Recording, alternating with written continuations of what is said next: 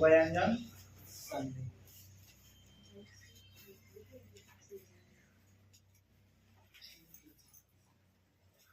हो गया। देखो व्यंजन, व्यंजन वर्ण के बाद अब पता चला कमी हो तो व्यंजन वर्ण के बाद स्वर या व्यंजन आने पर जो विकार उत्पन्न होता है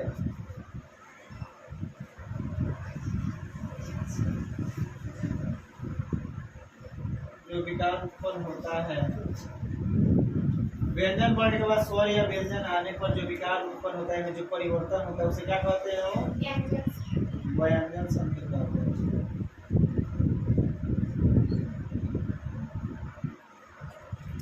व्यंजन संधि कहते हैं।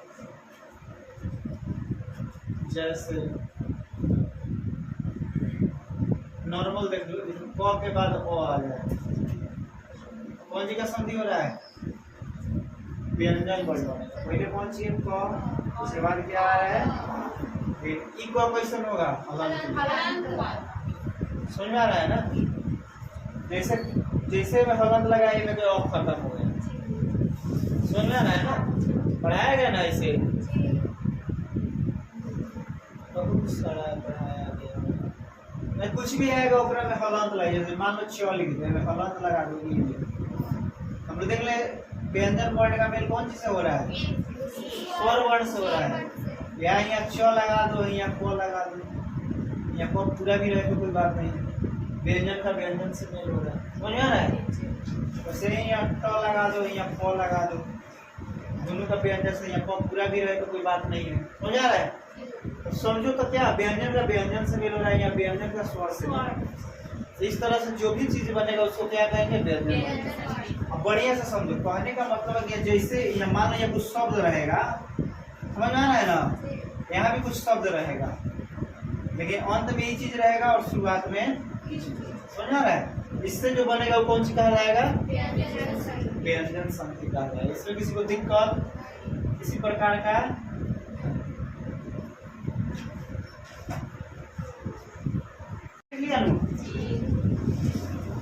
अगला है व्यंजन संधि के नियम। चालू कर दिया था। व्यंजन संधि के बहुत सारा नियम है जो हम लोग के लिए उपयोगी है, वो पढ़ेंगे हम लोग। लिखना शुरू करो, बोल रहे हैं। पहला नियम बोल रहे हैं, बोले किसी वर्ग के पहले वर्ण, किसी वर्ग के पहले वर्ण, किसी वर्ग के पहले वर्ण क, च, त, प सब में क्या होगा? किसी वर्ग के पहले वर्ण, किसी वर्ग के पहले वर्ण, वर्ग मैंने लिखवाया ना, वर्ग वाला होता है ना 5 गो, क वर्ग, च वर्ग, ट वर्ग। हाँ तो वही बोले किसी वर्ग के पहले वर्ण। तो किसी भी वर्ग का पहला वर्ण क्या होता है? क, च, ट, त और प। किसी वर्ग के पहले वर्ण या स्वर वर्ण या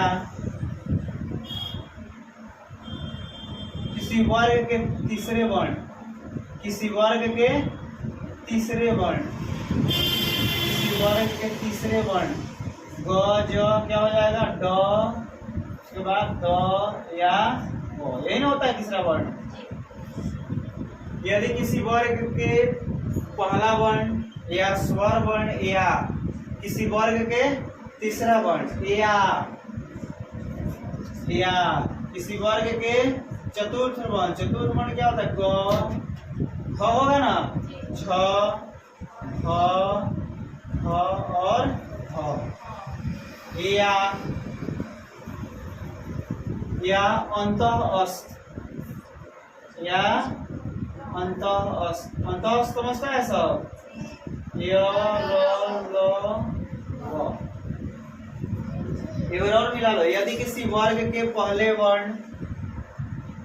वर्ण लिख दिया गया है या स्वर वर्ण अ से लेके अ तक, या किसी वर्ग के तीसरे वर्ण, किसी भी वर्ग का तीसरा वर्ण क्या होता है? ये होता है। या चतुर्थ वर्ण क्या होता है? ये होता है। या अंतःस्थ में से, चतुर्थ वर्ण में से किसी एक से होने पर, किसी एक से होने पर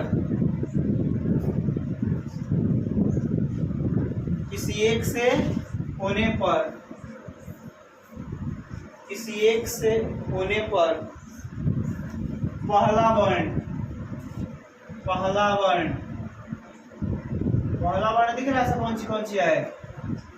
पहला वर्ण इधर लिखते, उदाहरण में लिखते। पहला वर्ण क्या है? क है, च है, ट है, त है, प है। तू लोग पोस्ट में लिख लो पहला वर्ण, ऐसे पोस्ट में लिख लो तू। पहला वर्ण अपने ही वर्ग के तीसरे वर्ण में परिवर्तित हो जाता है। पहला वर्ण अपने ही वर्ग के तीसरे वर्ण में परिवर्तित हो जाता है। पहला वर्ण अपने ही वर्ग के तीसरे वर्ण में परिवर्तित हो जाता है। समझ में आ गया हो? पहला वर्ण अपने ही वर्ग के तीसरे वर्ण में परिवर्तित हो जाता है। समझ में आ गया? बैल है तो हम क्या करें? पहला वर्ण अपने ही वर्ग के तीसरे वर्ण में परिवर्तित हो जाता है।